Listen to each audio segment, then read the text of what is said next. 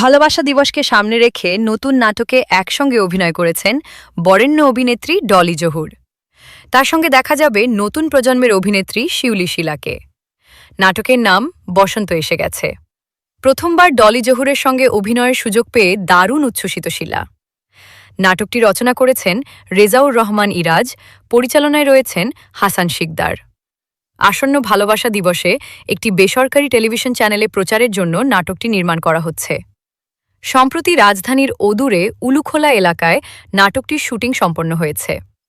বসন্ত এসে গেছে নাটকে শিউলি শিলা অভিনয় করেছেন নীলু চরিত্রে। তার শাশুড়ির ভূমিকায় দেখা যাবে ডলি জহুরকে। নীলু স্বামীর চরিত্রে অভিনয় করেছেন শফিউল আলম বাবু। ডলি জহুরের সঙ্গে প্রথমবার কাজ করার অভিজ্ঞতা জানিয়ে শিউলি শিলা বলেন, ছোটবেলা থেকেই তিনি ডলি জহুরের অভিনয়ের ভক্ত। অভিনয় শুরু করার পর থেকেই তার স্বপ্ন ছিল একদিন এই গুণী অভিনেত্রীর সঙ্গে পর্দা ভাগ করে নেওয়ার। অবশেষে সেই স্বপ্ন পূরণ হওয়ায় তিনি ভীষণ আনন্দিত। শিলা আরও বলেন, এত বড় মাপের অভিনেত্রী হয়েও ডলি জহুর অত্যন্ত সাধারণ মানুষ। তার আচরণ ও কথাবার্তা থেকে অনেক কিছু শেখার সুযোগ হয়েছে। নাটকটি নিয়ে ডলি জহুর বলেন, গল্পটি তার ভালো লেগেছে বলেই এতে অভিনয় করতে রাজি হয়েছেন।